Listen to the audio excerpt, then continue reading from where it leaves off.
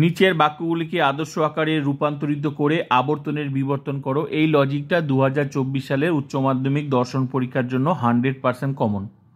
তো আমি তোমাদের কিন্তু এখন হচ্ছে টোটাল 8টা বাক্য নিয়েছি, এগুলোকে আমি তোমাদের কিন্তু একদম লাইভ বুঝিয়ে দেবো, করে দেবো সব কিছু। তোমরা শুধু জাস্ট দেখো, মন দিয়ে ক্লাসটা করো। আশা করি এই ভিডিওটা দেখার পর আর জীবনে তোমাদের এই আবর্তনের বিবর্তন যে লজিকটা নিয়ে যে তোমাদের সমস্যা হচ্ছিল, কারণ তোমাদের মধ্যে অনেকেই আছো তোমরা ভাবো যে আমি ঠিক করি, কিন্তু আসলে কিন্তু তোমরা পরীক্ষা দিতে গিয়ে কিন্তু ভুলটাই বেশিরভাগ করো। তো পরীক্ষার সুযোগ কিন্তু একবারই পাবে, দুইবার পাবে না। তাই আর যাতে ভুল না হয় তার ব্যবস্থা আমি করছি, ঠিক আছে? তো আমি তোমাদের একটা কথা বলতে যাচ্ছি যে আমি এখন তোমাদের করে দেখাচ্ছি, তোমরা মন দিয়ে এগুলো করবে, ঠিক আছে? আরেকটা কথা, এগুলো কিন্তু এক্সট্রা ক্লাস। আমার মেইন ক্লাস কমপ্লিট হয়ে গেছে, প্রত্যেকটা অধ্যায় মানে যুক্তি অধ্যায় থেকে আরোহমূলক দোষ 12টা অধ্যায় কমপ্লিট হয়ে গেছে। নোট থেকে শুরু করে প্রত্যেকটা অধ্যায় মানে complete. Note, logic, MCQ, SCQ আমি যা যা লিখে দিয়েছি প্রত্যেকটা অধ্যায়ে সিলেবাস অ্যান্ড সাজেশন ভিত্তিক যা যা লিখে দিয়েছি 2024 সালের জন্য, সেগুলো যদি তোমরা পড়ো, আমি 100% বললাম 80-তে 80। আর এক্সট্রা ক্লাসগুলো কেন হচ্ছে? এক্সট্রা ক্লাসগুলো এই জন্যই হচ্ছে যে পরীক্ষায় যাতে তোমাদের বিপদে না পড়ো, কারণ পরীক্ষায় প্রশ্নগুলো ঘুরিয়ে আসলে কি উত্তর হবে তার জন্য প্রত্যেকটা অধ্যায় থেকে আমি কিন্তু এক্সট্রা ক্লাসগুলো করাচ্ছি। এবার আমি প্রত্যেকটা ভিডিও শেষে দেখবে কমেন্ট সেকশনে তোমরা দেখবে আমি কিন্তু শেয়ার করি আমি কি কি ক্লাসগুলো করিয়েছি, তাই সেই কমেন্ট সেকশনটা তোমরা পড়ে দেখবে। আর চ্যানেলে হচ্ছে ভিডিওস অপশনে গিয়ে চ্যানেলটাতে উচ্চ মাধ্যমিক দর্শন চ্যানেলে ক্লিক করে ভিডিওস অপশনটাতে গিয়ে কোনো শর্ট বাই টট বাই না করে পরপর যে ভিডিওগুলো পাবে, এখন দেখবে যে কন্টিনিউ হচ্ছে এক্সট্রা ক্লাস পাবে, তার যেতে যেতে ভিতরে দেখবে, বহুত ভিতরে দেখবে যে যুক্তি অধ্যায় থেকে কন্টিনিউ 12টা অধ্যায় সিরিয়ালি আছে। সিরিয়ালি যুক্তি অধ্যায় শেষ হচ্ছে, বচন অধ্যায় শুরু হচ্ছে, বচন অধ্যায় শেষ হচ্ছে, বচনের বিরোধিতা শুরু হচ্ছে, এইভাবে 12টা অধ্যায় কমপ্লিট একভাবে আছে, একদম কমপ্লিট নোটবুকের মতো, একদম নোট থেকে লজিক প্রত্যেকটা অধ্যায় যা যা লিখিয়ে দিই সব সিলেবাস অনুযায়ী সাজেশন ভিত্তিক। তো সেগুলো লেখার পর এখন হচ্ছে এক্সট্রা ক্লাস, কার কোথায় অসুবিধা, কেউ নোট পায়নি তার জন্য এক্সট্রা ক্লাস, তারপর আমি এক্সট্রা ক্লাস করাচ্ছি সেটা প্রশ্ন কিভাবে ঘুরিয়ে আসতে পারে। যেমন হচ্ছে এখন আমি যেমন করাচ্ছি তোমার আবর্তনের বিবর্তন, এর আগের দিন আমি তো করিয়েছি হচ্ছে বিবর্তনের আবর্তন, তো আজকে আমি করাচ্ছি আবর্তনের বিবর্তন। তো কত রকমভাবে প্রশ্ন ঘুরিয়ে আসলে যাতে তোমাদের প্র্যাকটিস করাচ্ছি, যাতে পরীক্ষায় তোমাদের আর অসুবিধা না হয়। তো এইভাবে প্রত্যেকটা অধ্যায় থেকে কিন্তু আমি এক্সট্রা ক্লাসগুলো করাচ্ছি। তো এক্সট্রা ক্লাসগুলো 100% করতেই হবে, সঙ্গে মেন ক্লাসগুলো করতে হবে, কারণ মেন ক্লাসগুলো না করলে আর এক্সট্রা ক্লাসগুলো না করলে তোমরা কিন্তু প্রশ্ন ঘুরিয়ে আসলে জীবনে কিন্তু সেই উত্তর দিতে পারবে না। তাই তোমাদের ভালোর জন্য আমি কিন্তু আমার টার্গেট হচ্ছে তোমরা যাতে 80-তে 80 পাও, কারণ এটা আমার কিন্তু ডিজিটাল ফিলোসফি টিউশন, ঠিক আছে? তো এই কথাটা তোমাদেরকে মনে রাখতে হবে। তোমার এবার কি লাগবে, তোমার যদি সাজেশন লাগে সেখানেও চ্যানেলে ক্লিক করে দাও, অনেকবার আমি সাজেশন শেয়ার করেছি, এটা না হলে ওটা না হলে সব কিছু অনেক ধরনের সাজেশন আছে, তোমরা দেখে নাও। আর আমি যদিও আরেকবার সাজেশন দিব কোনো ব্যাপার না, কিন্তু প্রত্যেকটা ক্লাস করতে হবে, শুধু একটা অধ্যায় সিলেক্ট করলে হবে না, কারণ একটা অধ্যায় থেকে তোমাদের 80 নাম্বার আসবে না, প্রত্যেকটা অধ্যায় থেকে নাম্বার ভাগ করা আছে। তো এই অধ্যায় থেকে যেমন তোমাদের বড় প্রশ্ন আসবে তেমন হচ্ছে তোমার ছোট প্রশ্ন আসবে, তো আমি সব লিখে দিয়েছি। তো বড় নোটও আসবে, লজিকও আসবে। তো তোমাদের যেটা পরীক্ষায় মনে হবে নোট করবে না লজিক করবে সেটা তোমাদের ব্যাপার। আমি টিচার হিসেবে, আমার টিউশন হিসেবে আমি সব করাই, ঠিক আছে? নোটও করাই 2024 সালের জন্য, লজিকও। তো যেগুলো সাজেশন ভিত্তিক সব কিছু না, যেটা আসবে না সেটা আমি করাই না, যেটা আসবে সেগুলো আমি করাচ্ছি, ঠিক আছে? তো চলো এখন হচ্ছে এগুলো প্র্যাকটিস করা যাক। তো কি যা লাল তা নীল নয়, এগুলো আমি তোমাদের করে দেবো, মন দিয়ে দেখবে ভিডিওটা।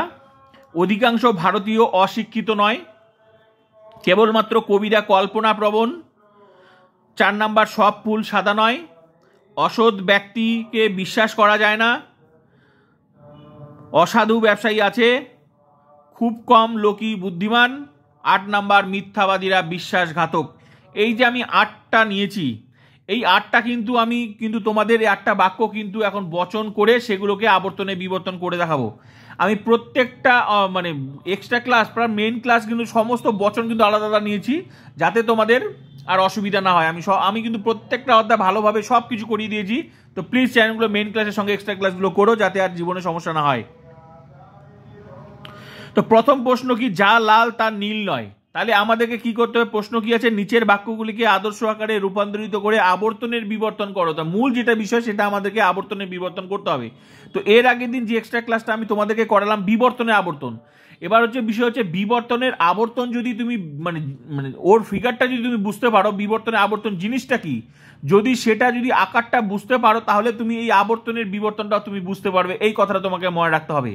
আমি বিবর্তনের আবর্তন করতে গিয়েও আমি বলেছিলাম যে বিবর্তনের আবর্তন যাই হোক, বিবর্তনটাও জানতে হবে, আবর্তনটাও জানতে হবে। সেম কেস আবর্তনের বিবর্তনটাও ব্যাপারটা একই। বিবর্তনের আবর্তন যেভাবে করেছিলে, প্রথমে বিবর্তন করেছিলে তারপর আবর্তন করেছিলে, এখানে আবর্তনের বিবর্তন মানে প্রথমে আবর্তন করতে হবে তারপর বিবর্তন করবে। তো যাই হোক, সেটা তো বললাম, কিন্তু আমি তোমাদের এখন করে দেখাচ্ছি, তাহলে তোমাদের পরিষ্কার বুঝতে পারবে। ঠিক আছে, তো চলো প্রথমকার প্রশ্ন কি? প্রথমকার প্রশ্ন হচ্ছে যা লাল তা নীল নয়। এবার হচ্ছে এটা কোন বচন? যা লাল তা নীল নয়। আশা করি যা লাল তা নীল নয়, তার মানে এটা বলছে ই বচন। এবার তোমাদের প্রশ্ন হচ্ছে ই বচন কেন স্যার? কারণ ই বচনের নিয়মে আছে যেটা কখনোই নয়, কোনো নয়, কিছুই নয়, নেই, এই জাতীয় শব্দ যদি থাকে তাহলে সেটা ই বচন হয়। কোনো নয়, কখনোই নয়, কিছুই নয়, যেটা কোনোদিনই হতে পারে না, সেটাই হয় ই বচন। তার মানে যা লাল তাল নীল নয়, তার মানে এটা ঠিকই তো বলছে, যা লাল তাল নীল নয়। লাল কি কখনো নীল হয়? এই কথাটা এই প্রশ্নটা ঘুরিয়ে আসে। তো এই ঘুরিয়ে আসে যে প্রশ্নগুলো, তার জন্যই আমি তোমাদেরকে এক্সট্রা ক্লাস করাচ্ছি। এই প্রশ্নটা এইভাবে হতে পারে যে লাল নীল নয়, লাল নীল নয়, কোনো লাল নীল নয়, এই প্রশ্নটা এইভাবেও ঘুরিয়ে আসতে পারতো। তো আমি করিয়েছি, ওইভাবে করিয়েছি, এবার এইভাবে আসছে। তো এইভাবে করলে কি হবে আমি সেটাই বলছি, যা লাল নীল নয়, তার মানে এটা ই বচন। বোঝা গেল? তাহলে ই বচন মানে, আর ই বচন মানে কি? ই বচনের শুরুটা কি হবে? ই বচনের শুরুটা কিন্তু কোনো হবে। তাহলে সবার প্রথমে আমরা কি করব? 1 নাম্বারটা কিন্তু উত্তর করব।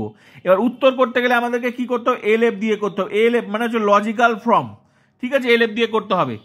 হ্যাঁ, এবার ই বচন হবে। ই বচন মানে হচ্ছে ই বচনের শুরুটা কি? কোনো। তার মানে ই বচনের শুরুটা কি দিতে হবে? কোনো। তার মানে কোনো, কোনো কি? লাল। প্রথমে কি আছে? উদ্দেশ্য লাল। তাহলে কোনো লাল, কোনো লাল নয় নীল, এটা হলো বচন। কোনো লাল নয় নীল, এটা হলো বচন। এটা কোন বচন? ই বচন হলো, ই বচন। এবার আমরা কি করব? এখানে আমাদেরকে প্রথমে কি করতে বলছে? আবর্তনের বিবর্তন। তার মানে প্রথমে যে বচনটা হলো সেই বচনটা কিন্তু, এটা কিন্তু মূল বচন। এখানে কিন্তু তোমরা মূল বচন লিখবে, অথবা কি লিখবে? অথবা যেহেতু প্রথমে আবর্তন করতে বলছে, তো এর আগের দিন আমি যেটা করিয়েছিলাম সেটা কি লিখিয়েছিলাম তোমাদের? আমি কি বলেছিলাম এর আগের দিন? সেটা ছিল তোমাদের বিবর্তনীয়। যেহেতু প্রথমে বিবর্তনের আবর্তন, তো এটা যেহেতু আবর্তনের বিবর্তন, তার মানে প্রথমে আবর্তন করতে হবে, তার মানে আবর্তনীয়। এটাকে মূল বচন, অথবা তোমরা এখানে ব্র্যাকেটে লিখতে পারো আবর্তনীয়, আবর্তনীয় মানে এটা লিখতে পারো, আবর্তনীয় লিখতে পারো, অথবা মূল বচনও লিখতে পারো, কোনো অসুবিধা নেই। আবর্তনীয় কেন? কারণ যেহেতু প্রথমে আবর্তন করতে হবে, তার আশ্রয় বাক্যের আকারে সেটা আমি নিয়ে নিলাম, মানে আবর্তনের আকারে আমি নিয়ে নিলাম এটাকে, মানে এটা আশ্রয় বাক্য, এই জন্য এটা আবর্তনীয়। আর আবর্তনীয়টাই হচ্ছে আশ্রয় বাক্য। তো বোঝা গেল আবর্তনীয় কেন? প্রথমে যেমন বিবর্তনে আবর্তন ছিল, তখন আমি বিবর্তনে লিখেছিলাম এর আগের ভিডিওতে। আশা করি ওই জন্য আমি বললাম যে ওই ভিডিওটা যদি ভালো করে ক্লাসটা করো তাহলে এটাও তুমি বুঝতে পারবে। যেহেতু এটা আবর্তনের বিবর্তন, তাহলে এখানে আবর্তনীয়। আগের দিন যেমন যেন বিবর্তনে আবর্তন, ওখানে আমি ওই জন্য লিখেছিলাম বিবর্তনীয়। আশা করি ক্লিয়ার হয়ে গেল? তাহলে ব্যাস, এটা হয়ে গেল। এবার হচ্ছে আমরা কি করব? তাহলে প্রথমে আবর্তন করব। এবার আবর্তন মানে কি? এর আগের দিন আমি বলেছিলাম যে আবর্তনের নিয়ম কি? আবর্তনের নিয়ম আমি বলেছিলাম যে এ বচনের আবর্তন কি বলছিলাম? এ বচনের আবর্তন আমি এই যে তোমাদের ধরো, এই যে এ বচনের আবর্তন আমি বলেছিলাম, এ বচনের আবর্তন কি হবে? আই হবে। এ বচনের আবর্তন, এটা হচ্ছে আবর্তনের ফিগারটা বলে দিচ্ছি, ঠিক আছে? না হলে তোমরা আবার বুঝতে পারবে না, প্রত্যেকটা লজিকের সাথে রিলেটেড আছে। এ বচনের আবর্তন কি? আই। আর ই বচনের আবর্তন কি? ই। আই এর কি? আই। আর ও এর কি? সম্ভব নয়। এটা হচ্ছে আবর্তন। তাহলে এ বচনের আবর্তন আই, ই এর ই, আই এর আই, ও এর সম্ভব নয়, ব্যাস। আর বিবর্তনের নিয়ম কি মনে রাখতে হবে? বিবর্তনের ক্ষেত্রে আমরা মনে রাখতে হবে, এই ফিগারটা মনে রাখতে হবে। বিবর্তনের ক্ষেত্রে মনে রাখতে হবে এ বচনের বিবর্তন ই, আর ই বচনের বিবর্তন কি? এ, আর আই বচনের বিবর্তন কি? ও, আর ও বচনের বিবর্তন কি? আই। ব্যাস, এটা মনে রাখতে হবে। মানে বিবর্তনের ক্ষেত্রে এটা মনে রাখতে হবে, এ বচনের বিবর্তন ই হবে, ই এর এ হবে, আই এর ও হবে, ও এর আই, মানে উল্টা উল্টা, মানে এ থাকলে ই হবে, ই থাকলে আবার এ আসবে, আই থাকলে পরেরটা হবে, ও থাকলে আবার আগেরটা হবে। তো বোঝা গেল এটা বিবর্তনের ক্ষেত্রে। আর আবর্তনের ক্ষেত্রে এটা আমি প্রত্যেকটা লজিকে বলে দিয়েছি, যেমন মনে রাখার জন্য আমি আবার বললাম। এবার কিন্তু এবার এগুলো লাগবে এখানে কাজে। তাহলে প্রথমে কি? যা লাল তার নীল নয়, এটা বচন হলো। বচনটা কি হলো? বচনটা কিন্তু কোনো লাল নয় নীল, এটা বচন হলো। ব্যাস, এটা আমি প্রথমে কি করতে বলছে? প্রথমে আমাদের হচ্ছে আবর্তনের বিবর্তন, মানে প্রথমে আবর্তন করতে বলছে। যেভাবে তোমরা বিবর্তনে আবর্তনটা এর আগের ভিডিওর ওই ক্লাসটা ওই লজিকটাও করে নিও সঙ্গে এটা। তাহলে মূল বচন লিখে দিলাম। এবার আমাদেরকে কি করতে হবে, এবার আমাদেরকে এটা হচ্ছে আবর্তন করতে হবে। তাহলে এটা কোন বচন এসেছে, এটা কিন্তু ই বচন এসেছে। তাহলে ই বচন প্রথমে আবর্তন করতে হবে, যেহেতু এখানে বলেই দিয়েছে আবর্তনে বিবর্তন, তার মানে প্রথমে আবর্তন করতে হবে। তাহলে প্রথমে আবর্তন, এটা তো আবর্তনই হলো, এটা রাষ্ট্রবাক্য, তো ই বচন এসেছে। তো ই বচনের আবর্তন কি, ভালো করে দেখো, এই যে ই বচনের আবর্তন কি ই, তার মানে এর পরের যেটা লাইন করব সেটাও হচ্ছে ই বচনই করব। তো চলো করা যাক। তাহলে এখানে কি ই বচন হবে, এই এর পরের লাইনটা ই হবে। তো ই হলে এখানে ই এর শুরুটা কি কোনো, অনলি তো কোনোটা দিতেই হবে, হ্যাঁ কোনো দিলাম। তারপরে কি করতে, তারপরে আবর্তনের নিয়ম, এগুলো নিয়মগুলো কিন্তু সব কিন্তু ডিটেলসে কিন্তু আমার মেইন ক্লাসে করা আছে, সব মেইন ক্লাসের এখন সব প্রত্যেকটা তো বিষয় ডবল করা তো না, কারণ আমি 10 মাস 11 মাস ধরে আমি ক্লাস করালাম, সেগুলো সব কিছু তো এখন তোলা সম্ভব না। যার যেখানে সম্ভব সেটা তোমরা মানে যার যেখানে দরকার সেটা কিন্তু তোমরা দেখে নিও, ঠিক আছে। কিন্তু আমি প্রত্যেকটা অধ্যায় কিন্তু আমি সবগুলো ডিটেলসে বলে দিচ্ছি।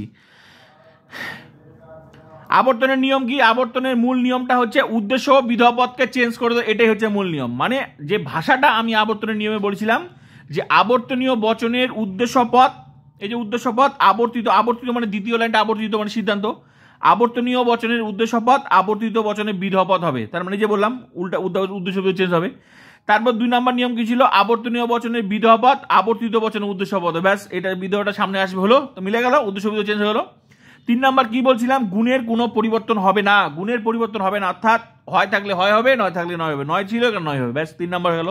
4 নম্বর নিয়ম কি বলছিলাম, 4 নম্বর নিয়ম আমি বলছিলাম যে যে পদ আবর্তনীয় বচনে ব্যাপ্য হয়নি সে পদ আবর্তিত বচনে ব্যাপ্য হতে পারে না, এটা তো বোঝা গেল। 4টাই আমি নিয়ম ছিলাম। তো এগুলো সব কিন্তু কাজে লাগবে পরীক্ষায়, ঠিক আছে। তো কোনোটাই কিন্তু বাদ দেওয়া না, তাই তোমরা মেন ক্লাসও করবে সঙ্গে, এখন তো লজিকটা আমি বুঝিয়ে দিচ্ছি, কারণ এখানে 4টা করলে কারণ তোমরা পরীক্ষায় ব্যস্ত হয়ে যাবে, তাহলে 8 পেয়ে যাবে। তো তাহলে কি হলো, উদ্দেশ্য বিধেয় চেঞ্জ হয়ে গেল। উদ্দেশ্য বিধেয় তার মানে আবর্তন মানে হচ্ছে বিধেয়টাকে সামনে নিয়ে আসবে আর উদ্দেশ্যটাকে এখানে হবে, তার আবর্তন কমপ্লিট। তার মানে কি নীলটা সামনে আসবে, কোনো নীল, ব্যাস বিধেয়টা সামনে আসলো। এবার কি গুণটা চেঞ্জ, গুণ এটা কি ছিল, এটা গুণ এটা 9টা 9 থাকলো, লালটা এখানে, ব্যাস উদ্দেশ্য বিধেয় চেঞ্জ হয়ে গেলো। এই যে উদ্দেশ্য আর বিধেয়পদ চেঞ্জ হলো, এটাই হচ্ছে আবর্তন। এই যে উদ্দেশ্য মানে উদ্দেশ্য বিধেয় চেঞ্জ হয়ে গেল, এটাই আবর্তন। যা ছিল 9টা 9 ছিল 9 থাকবে, হয়ে গেল আবর্তন। তাহলে এখানে কিন্তু ই বচন হলো, হ্যাঁ। আর ব্র্যাকেটে কি, ব্র্যাকেটে লিখবো আবর্তিত, ব্র্যাকেটে লিখবো আবর্তিত, বোঝা গেল। আবর্তনের ক্ষেত্রে আবর্তিত, আগেরটা যেমন বিবর্তিত লিখেছিলাম বিবর্তনের ক্ষেত্রে, এবার হচ্ছে প্রথমে লিখতে হবে আবর্তিত, ব্যাস। এবার এটা কোন বচন বার হলো, এটা কিন্তু ই বচন বার হলো, এটা হলো ই বচন, ঠিক আছে। তাহলে এটা কি হলো, ই বচন। এবার আমরা কি করব, এবার এটার হচ্ছে আমরা বিবর্তন করব, এই বচনটার, এটার না কিন্তু আবর্তনের বিবর্তন, যে এই আবর্তিতটাই কিন্তু আবর্তন, এটাই কিন্তু আবর্তন, মানে এটাই হচ্ছে আবর্তন, আবর্তিতটাই কিন্তু আবর্তন, মানে এটা কিন্তু সিদ্ধান্ত, এইটাই হচ্ছে আবর্তন, মানে আবর্তিতটাই হচ্ছে আবর্তন। আর আবর্তনীয়টা কিন্তু আশ্রয় বাক্য, মনে রাখবে এটা কিন্তু আশ্রয় বাক্য, আর আবর্তিতটা কিন্তু সিদ্ধান্ত আবর্তন সব, এটি বুঝতে পারলাম। তাহলে এটা আবর্তন হয়ে গেল, আবর্তন। এবার কি করবো, এরপরটা হচ্ছে বিবর্তন করতে হবে, মানে এই বচনটার বিবর্তন করতে হবে। এটা কোন বচন, ই বচন। তো ই বচনের এবার বিবর্তন করব। ই বচনের বিবর্তন কি, ভালো করে দেখো, ই বচনের বিবর্তন কি বলছিলাম, ই বচনের বিবর্তন হচ্ছে এ বচন হলে ই হতো, ই হলে এ হবে, তাহলে মানে ই বচনের বিবর্তন কি হবে, এবার শুরুটা এখানে কি করব, এখানে এই লাইনটা এ বচনে করব। এবার এ বচন করলে তার মানে এ বচন যদি করি তাহলে তার শুরুটা কি হবে, সকল। প্রথমে প্রত্যেকটা বচনের শুরু যেটা সেটা যদি হয়, এ যদি এ বচন, তাহলে এর শুরুটা কি হবে, সকল, ব্যাস হলো, সকল হলো।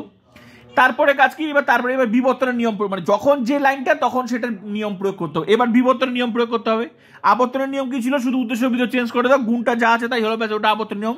আর বিবর্তনটাকে বিবর্তনের নিয়ম হিসেবে মনে রাখো। বিবর্তনের নিয়ম কি, বিবর্তনের নিয়ম হচ্ছে যে এই যে উদ্দেশ্যপদই থাকবে, উদ্দেশ্যপদই থাকবে। বিবর্তনের নিয়ম হচ্ছে নীল, উদ্দেশ্যপদ এটা, তো নীলটা নীলই থাকবে। তাহলে কি চেঞ্জ হবে, শুধু গুণটা চেঞ্জ হবে আর বিধেয় বিরুদ্ধ পদ হবে, ব্যাস তাহলেই হয়ে গেল। গুণটা চেঞ্জ হবে, এখানে 9টা আছে, এখানে কি হবে, হয় হবে। তাহলে আর এখানে কি লাল আছে, তার সামনে অযুক্ত করে দাও, ব্যাস। তাহলে একটু হাইফেন দিয়ে অলাল ব্র্যাকেট এ, এখানে দেখো বিবর্তিত, ব্যাস। এই যে বিবর্তন আবর্তনে বিবর্তন কমপ্লিট, বোঝা গেল। তার মানে সকল সকল নীল হয় অলাল, সকল নীল হয় অলাল, এই যে হয়ে গেল তোমার আবর্তনের বিবর্তন। তাহলে এই লাইনটা হয়ে গেল আবর্তনের নিয়ম, আর এই লাইনটা হয়ে গেল বিবর্তনের নিয়ম। তাহলে বিবর্তনের নিয়মটা কি বুঝলে? বিবর্তনের নিয়ম মানে উদ্দেশ্যপদ উদ্দেশ্যপদই থাকবে, শুধু কি হবে গুণটা চেঞ্জ হবে, আর বিধপদ যেটা থাকবে তার সামনে অযুক্ত করে দিলে বিরুদ্ধপদ হয়ে গেল, ব্যাস। বিধপদের বিরুদ্ধপদ এখানে বিধপদ হবে বিবর্তিত বচনে, এটা হচ্ছে বিবর্তিত বচন। তো ভালো করে দেখো, আমি বিবর্তনের নিয়মে কি লিখিয়েছিলাম মেইন ক্লাসে, তোমরা দেখবে মেইন ক্লাসে কি দেখবে, বিবর্তনের নিয়মে আমি বলেছিলাম যে বিবর্তনীয় বচনের, ভালো করে দেখো আমি মিলে যাবে বিবর্তনীয়, অ্যাকচুয়ালি তো এই লাইনটা বিবর্তনীয় বচন, যেহেতু এই লাইনটা বিবর্তন করবো তাহলে তার আগেরটা কি আশ্রয় বাক্য, তাহলে এটা এখন মনে করে এটা ভুলে যাও, এগুলো আবর্তনটা আবর্তন যেগুলো সব ভুলে যাও, কারণ তোমাকে এখন এর আকারে করতে হবে, মানে বিবর্তন আকারে করতে হবে, তার মানে এটাকে বিবর্তনীয় ধরে নাও।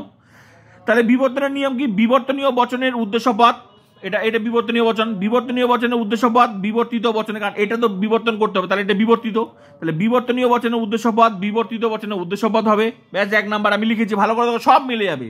2 নাম্বার নিয়ম কি বলছিলাম, যে 2 নাম্বার বলছিলাম বিবর্তনীয় বচনের বিধপদের বিরুদ্ধ পদ, বিধপদ লাল, তার বিরুদ্ধ পদ কি হবে? অলাল, লালের বিরুদ্ধ পদ বিবর্তিত বচনে বিধপদ হবে, ব্যাস হলো।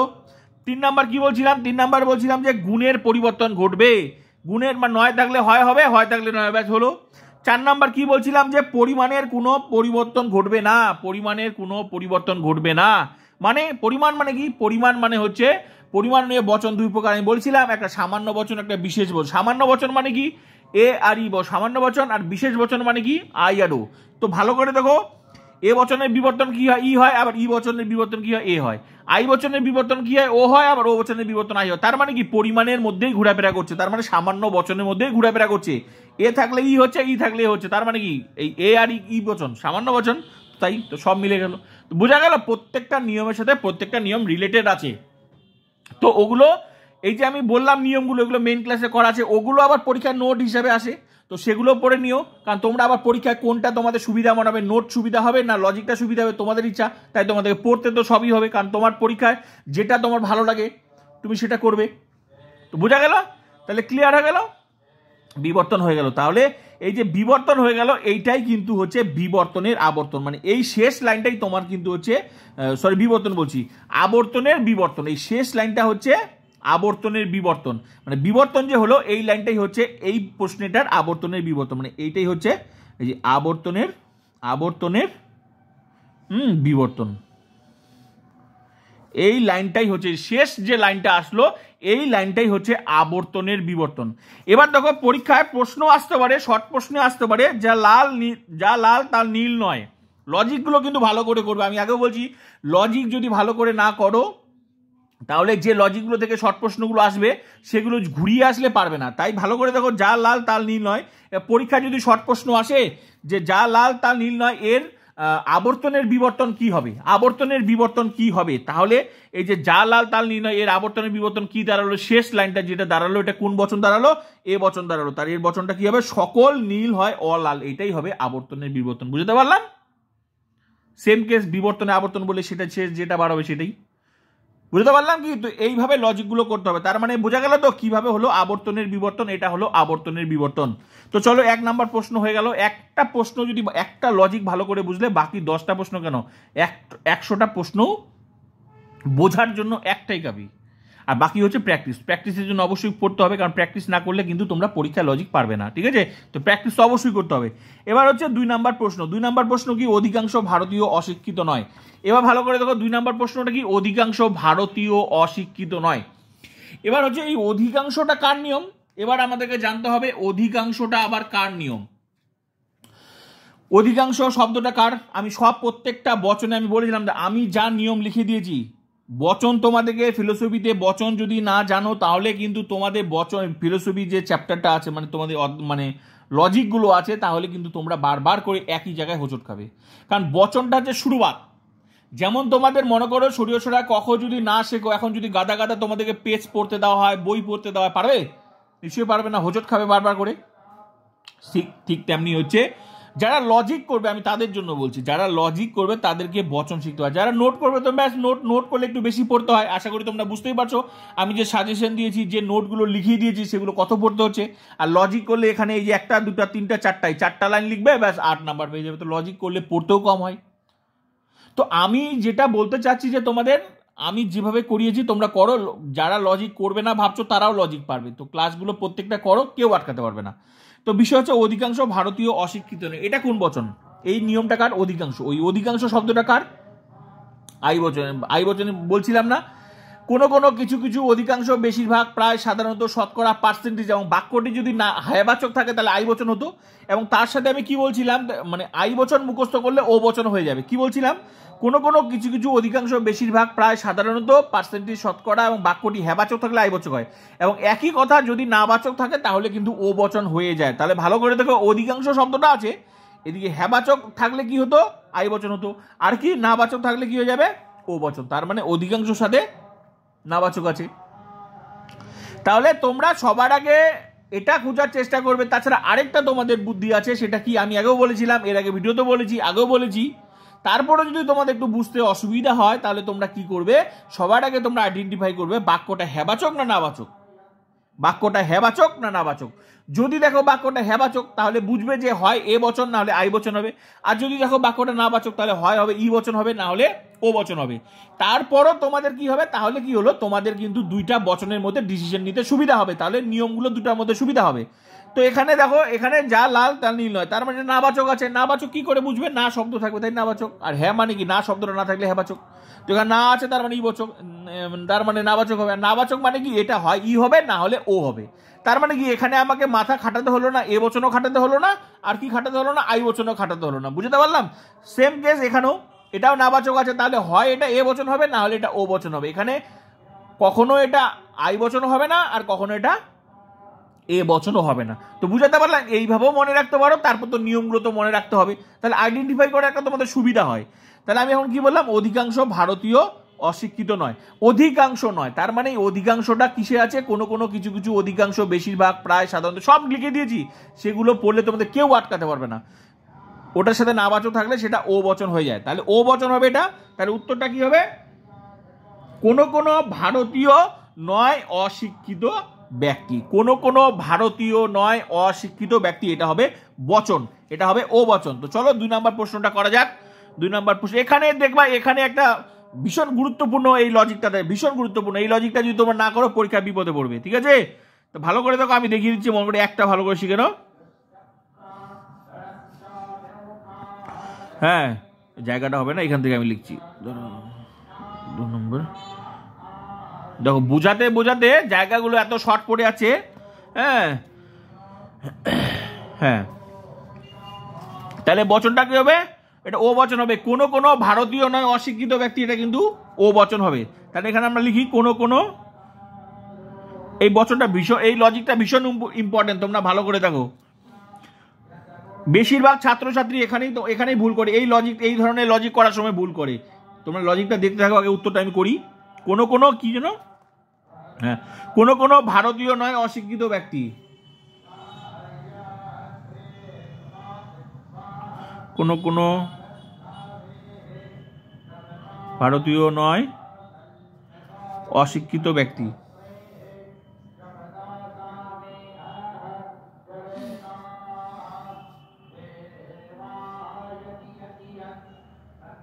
তাও জায়গা আটলো না।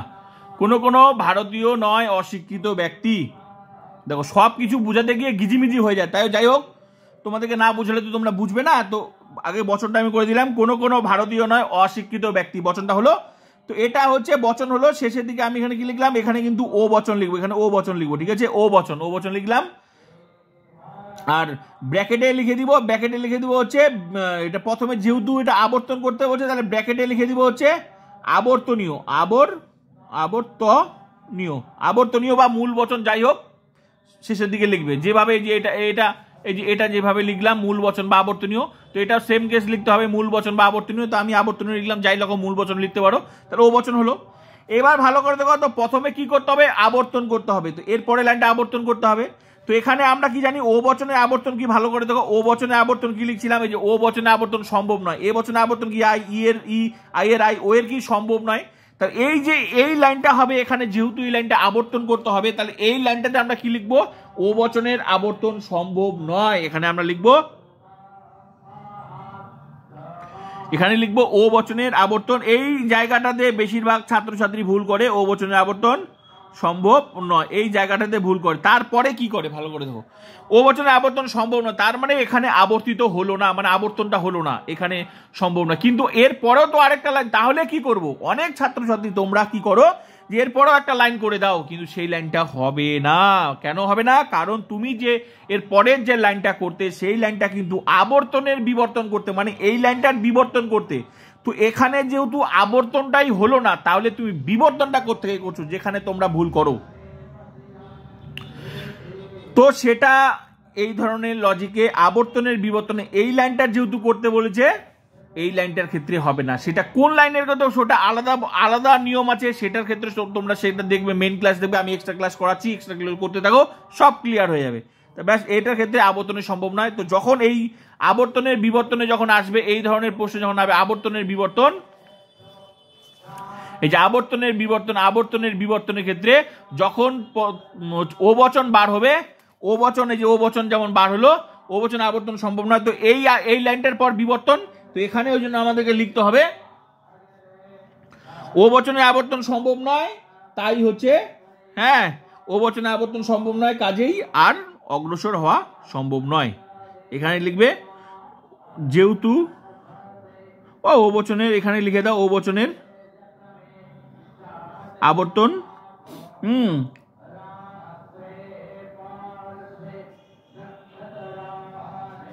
সম্ভব নয়, তাই আর অগ্রসর হওয়া সম্ভব নয়। ব্যাস, এই যে এই লাইনটা লিখলে হয়ে যাবে। ও বচনের যেহেতু আবর্তন সম্ভবই নয়, তাহলে তুমি তার পরের লাইনটা তুমি কিভাবে বার করবে, এর পরের লাইনটা যে বিবর্তন, সেটা কি করে সম্ভব না।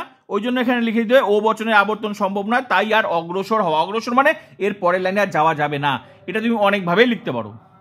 তো বোঝা গেল, এর পরে লাইনটা বার হবে না, ও বচনের আবর্তন সম্ভব নয়, তাই আর অগ্রসর হওয়া সম্ভব, অগ্রসর মানে আর এর পরের লাইনে যাওয়া যাবে না। বুঝাতে পারলাম? তাহলে এই ধরনের যখনই বার হবে, তখনই সেটা লিখে দিবে, যেহেতু ও বচনের আবর্তন সম্ভব নয়, তাই হচ্ছে আর অগ্রসর হওয়া সম্ভব নয়। তো বুঝাতে পারলাম এই ধরনের লাইন এটা। তাহলে এই ধরনের যখন বার হবে, তখন এরকম লিখে দিবে। এবার কি, এবার দেখো, কেবলমাত্র কবিরা কল্পনা প্রবণ, কেবলমাত্র কবিরা কল্পনা প্রবণ, কেবলমাত্র কবিরা কল্পনা প্রবণ, কেবলমাত্র, তার মানে এই শব্দ থাকলে কি হবে, এই শব্দটা থাকলে কি হবে, কেবলমাত্র থাকলে, আমি আগেও বলেছিলাম, কেবলমাত্র, একমাত্র, শুধুমাত্র থাকলে কি হবে, তাহলে এবার এটাতে কি হবে, এই যে কেবলমাত্র কবিরা কল্পনা প্রবণ, এই কেবলমাত্র থাকলে তাহলে কি হবে, কেবলমাত্র, একমাত্র, শুধুমাত্র এই জাতীয় যদি শব্দ থাকে, তাহলে কি হবে, এ বচন হবে। কিন্তু কি হবে, ভালো করে দেখো, একটা হেবাচক, হেবাচক মানে কি, হেবাচক মানে হয় এ বচন হবে, না হলে আই বচন হবে। তো এ বচনের নিয়মে মিলে যাচ্ছে, ভালো করে দেখো, আই মানে ইও হবে না, ও হবে না, তাহলে আমরা হচ্ছে এ বচন খুঁজবো, না হলে কি করবো, আই বচন। তো এ বচনের নিয়মে মিলে যাচ্ছে, ভালো করে দেখো, এ বচনের নিয়মে কি আছে, বিশেষ নিয়ম, ভালো করে আমি লিখে দিয়েছি, ভালো করে দেখবে, কেবলমাত্র, একমাত্র, শুধুমাত্র এই জাতীয় যদি থাকে, শব্দ থাকে, তাহলে সেটা এ বচন হয়। কিন্তু উদ্দেশ্য বচন করার সময় উদ্দেশ্য আর বিধেয় পদের স্থান পরিবর্তন হয়। স্থান পরিবর্তন মানে বিধেয়টাকে সামনে আসবে, উদ্দেশ্যটা পড়ে যাবে, তো জায়গা পরিবর্তন হবে। ঠিক আছে, তাহলে এটা বচনটা কি হবে, সকল কল্পনা প্রবণ ব্যক্তি হয়, সকল কল্পনা প্রবণ ব্যক্তি হয় কবি। ব্যাস, কারণ এটা ছিল বিধেয়পদ, এটা ছিল উদ্দেশ্যপদ। তো যখন বচন করব, তখন কিন্তু উদ্দেশ্য বিধেয়টা চেঞ্জ করব। কেন চেঞ্জ করলাম, এই শব্দটা থাকার জন্য, কেবলমাত্র শব্দটা থাকার জন্য উদ্দেশ্য বিধেয়পদ চেঞ্জ করলাম। এই শব্দটা না থাকলে আমরা করতাম না, বোঝা গেল, এই শব্দটা থাকার জন্য কেবলমাত্র, এখানে কেবলমাত্র না থাকে, এখানে বলতে পারতো একমাত্র কবিরা কল্পনা প্রবণ, এখানে বলতে পারতো শুধুমাত্র কবিরা কল্পনা। তো যাই বলুক, আসলে সেই শব্দটা চেঞ্জ করলে ওর উত্তর কিন্তু ওটাই হতো, শুধু উদ্দেশ্য বিধবটা চেঞ্জ করলে হয়ে যেত বচনটা। বোঝা গেল?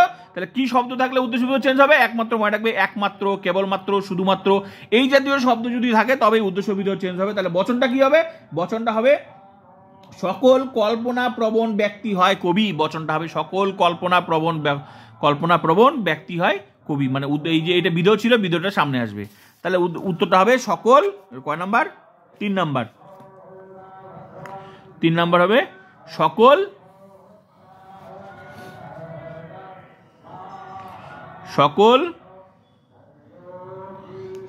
কল্পনা প্রবণ সকল কল্পনা প্রবণ ব্যক্তি হয়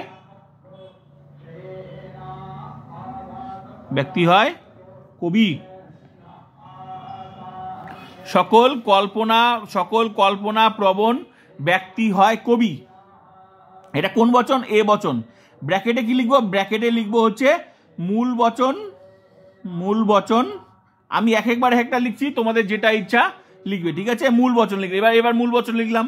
এখানে তোমরা মূল বচন লিখতে পারো, যেহেতু প্রথমে আবর্তন করতে হবে তাহলে তোমরা আবর্তনীয় লিখতে পারো। এই যে আবর্তনীয় লিখতে পারো, আগেরটা যেভাবে করলাম আবর্তনীয় লিখতে পারো। যেহেতু আবর্তনের বিবর্তন, তাহলে প্রথমে আবর্তনীয় লিখতে হবে। আগেরটার ক্ষেত্রে যেমন এর আগে যে ভিডিওটা করলাম বিবর্তনে আবর্তন, সেক্ষেত্রে প্রথমেটা মূল বচন বা বিবর্তনীয়। এটার ক্ষেত্রে মূল বচন বা এখানে আবর্তনীয় লিখতে পারো, আবর্তনীয়। ব্যাস, বোঝা গেল? তাহলে মূল বচন বা আবর্তনীয় যেটা ইচ্ছে তোমাদের লিখবে। তাহলে চলো এবার হচ্ছে আবর্তনের বিবর্তন, মানে এটা হচ্ছে আবর্তন করি, আগেরটা যেভাবে করলাম।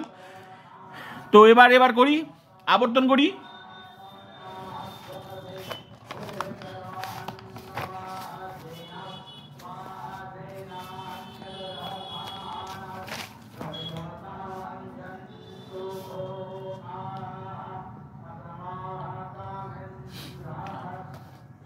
হ্যাঁ, তাহলে কি হবে?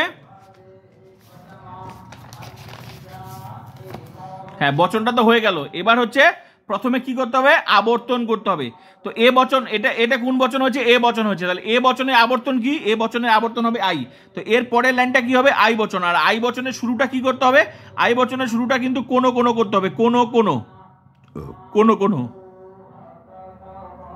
ব্যাস, কোনো। তারপরে কি করব? ব্যাস, কোনো হয়ে গেল। তারপরে কি? আবর্তনের নিয়ম প্রয়োগ করব। আবর্তনের নিয়ম কি? আবর্তনের নিয়ম হচ্ছে উদ্দেশ্য বিধব বচন। এবার দেখো, এবার এখানেও আবার তোমরা অনেকে ভুল করো। তোমরা ভাবছো কি একবার তো উদ্দেশ্য বিধব চেঞ্জ করলাম, আর মনে করবো না। এই জায়গাটা তো আবার তোমরা ভুল করো। আরে বাবা, এটা যখন বচনটা হলো সেটা তো বচনের নিয়মে উদ্দেশ্য বিধব চেঞ্জ হলো, কিন্তু তুমি এবার আবর্তন করবে, এবার আবার তোমাকে চেঞ্জ করতে হবে। এবার তো তুমি আবর্তনের নিয়মে উদ্দেশ্য বিধব চেঞ্জ করলে, তখন তো সেটা বচনের নিয়মে পরিবর্তন হলো। এই জায়গাটাতেও আবার তোমরা অনেকেই ভুল করে থাকো। একবার পরিবর্তন করলে ভাবলে আর করতে হবে না, কিন্তু পরিবর্তন করতে হবে। কিন্তু এবার যেটা পরিবর্তন করবে সেটা তো আবর্তনের নিয়মে। বুঝতে পারলাম? এবার হবে তাহলে আবর্তন নিয়ম। তো এবার আবর্তনের নিয়ম কি? উদ্দেশ্য বিধব চেঞ্জ হলে কি হবে? কোন কবি হয় কল্পনা প্রবণ ব্যক্তি। এবার হবে এই যে উদ্দেশ্য বিধবটাকে সামনে আসবে, ব্যাস, এবার হবে আবর্তনের নিয়ম। তাহলে এবার হবে কোন কবি হয়। এই জায়গাটাতেও আবার তোমরা অনেকেই ভুল করে বসো। তাহলে কয়টা জায়গায় ভুল হতে পারে? এরকম ক্ষেত্রে ভুল। আরেকটা এখনই দেখলাম ও বচনে আবর্তন সম্ভব নয়, সেক্ষেত্রে কি হবে? তাহলে কোন কবি হয় কল্পনা। এই জন্য তোমাদের প্র্যাকটিস দরকার। এই জন্যই আমি তোমাদেরকে প্র্যাকটিস করাচ্ছি ডবল। দেখো আমার কি দরকার, আমি চাই আমার ছাত্রছাত্রী যত অফলাইন স্টুডেন্ট অনলাইন তারা যাতে ভালো রেজাল্ট করে। কল্পনা প্রবণ ব্যক্তি সকল কোন কবি হয় কল্পনা প্রবণ ব্যক্তি। এটা কোন বচন হলো? আই বচন। ব্র্যাকেটে লিখবো কি? আবর্তিত।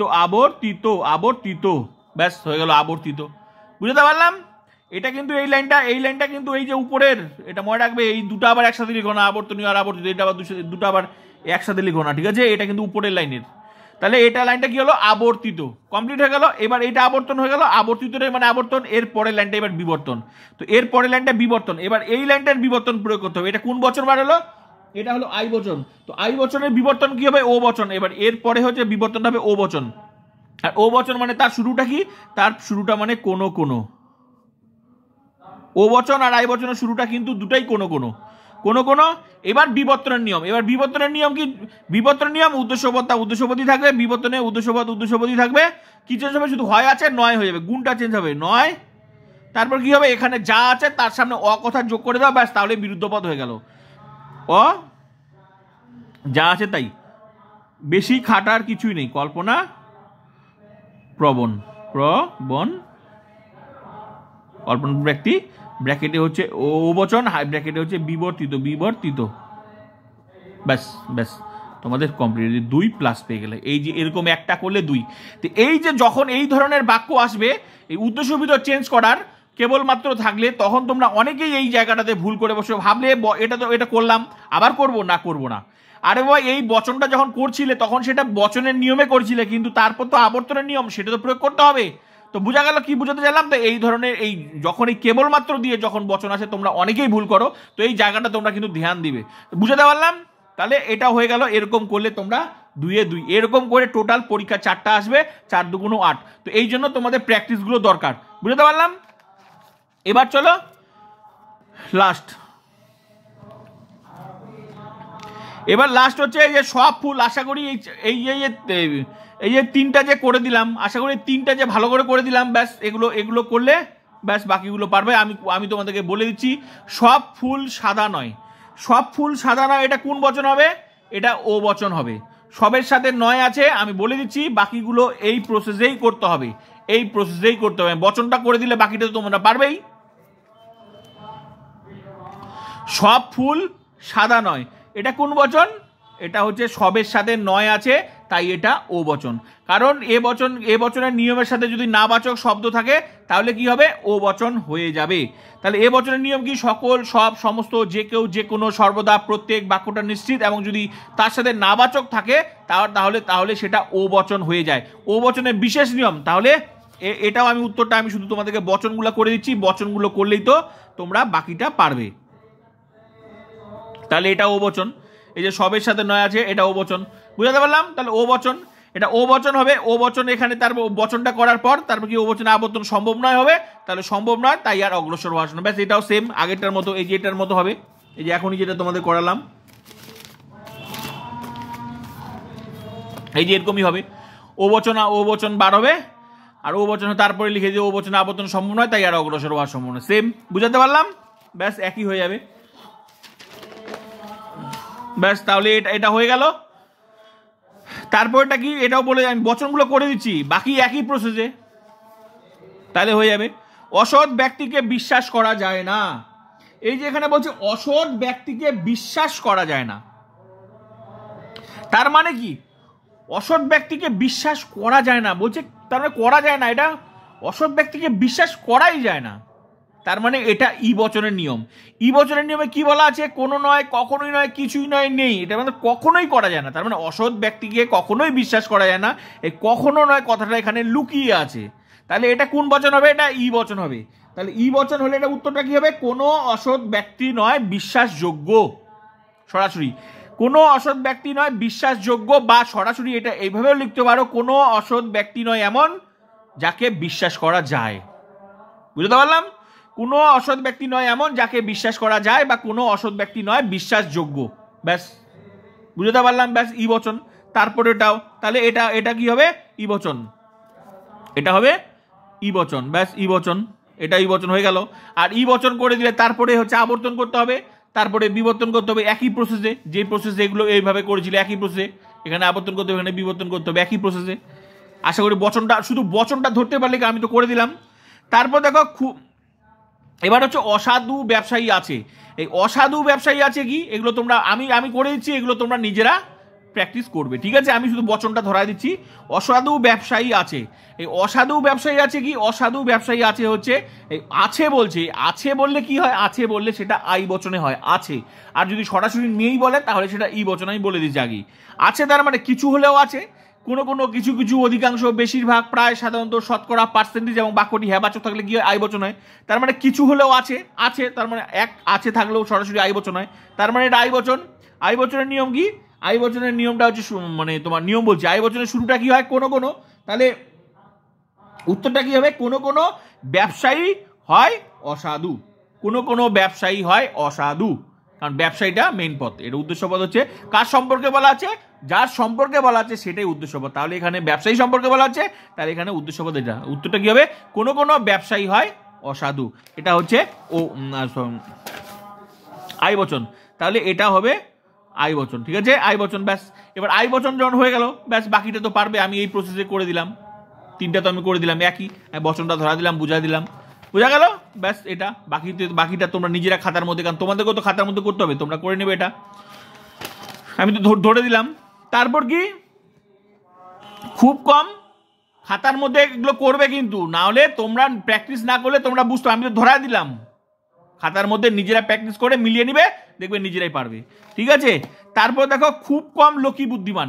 এই যে খুব কম লোক, খুব কম থাকলে কি হয়, খুব কম থাকলে কিন্তু সেটা কিন্তু আই বা ও বচনের নিয়ম। আমি আগে বলেছিলাম কদাচিৎ, কচিৎ, খুব কম, হ্যাঁ, এগুলো থাকলে কি হবে, এগুলো থাকলে কিন্তু বাক্যটা হ্যাঁ আই বা ও বচনের মধ্যে হবে।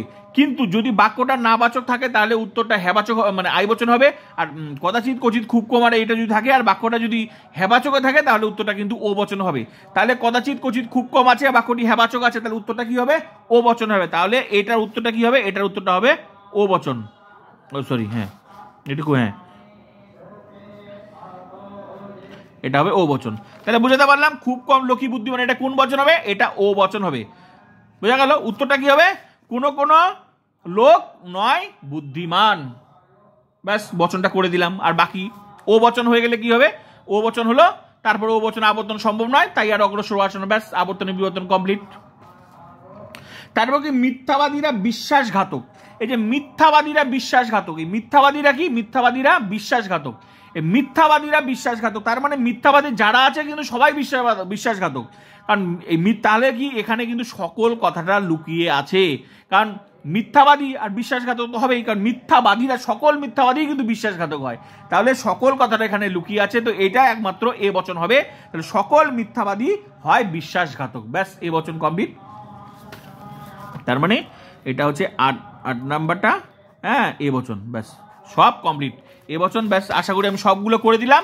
এই বাকিগুলো তোমরা আবর্তনের বিবর্তনটা খাতার মধ্যে তোমরা প্র্যাকটিস করে নিও, কারণ তোমাদেরকেও কিছু করতে হবে, আমি সব ধরা দিলাম, কেন হলো ধরা দিলাম, বাকিটা তোমরা এই ফরম্যাটে করবে, প্রথমে আবর্তন করবে তারপর বিবর্তন করবে, নিজেরা খাতার মধ্যে প্র্যাকটিস করো, দেখবো তোমাদের ভালো লাগবে, বাকিগুলো মিলিয়ে নিবে।